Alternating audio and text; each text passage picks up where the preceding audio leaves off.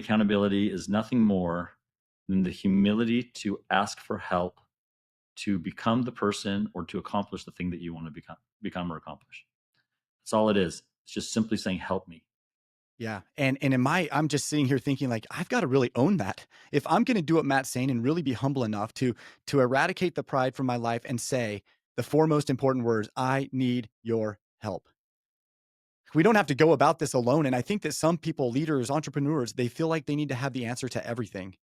And it is so hard because it's a disease. It's a disease I have. But when I slow down and ask for help and I really own it, what starts happening is I stop shifting blame.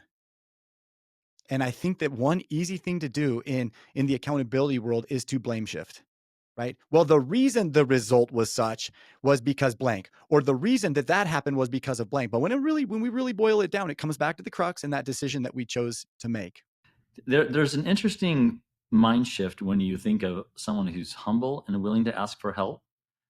The outcome is usually your best effort. And then what happens is the outcome of an effort or an outcome that occurs from that usually then creates gratitude for the person who helped you. And um, and I think that when we are accountability partners, when we're helping people to stay accountable, if we kind of keep that mind I don't know, the state of mind in the kind of forefront of what you're thinking, it becomes easier to do. And also, we need to be aware if someone's not in that mode. So if someone's not in the mode of help me, and they're like, I got this, I can do it. This is not the time for us to jump down and be their accountability partner because we're just going to add guilt to whatever lack of accomplishment they occurred because they weren't willing to say, I need help keep me on track, help keep me going.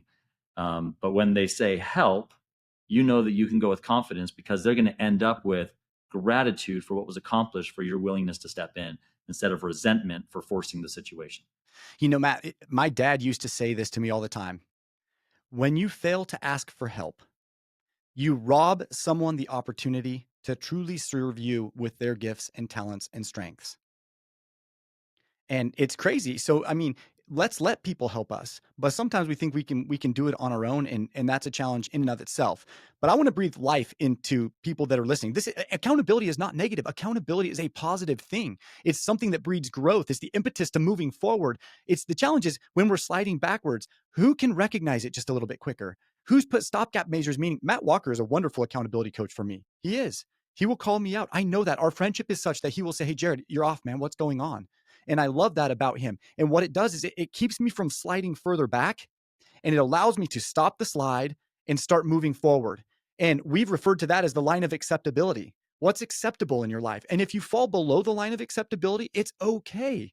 Don't think you're bad. Don't think you suck at your job. Don't think you're a terrible human, but recognize it. Flip the switch back on, jump back above that line of acceptability, and keep being who you're meant to be. Keep humble. Keep living in who you want to become, like Matt's talking about. And that's where magic occurs.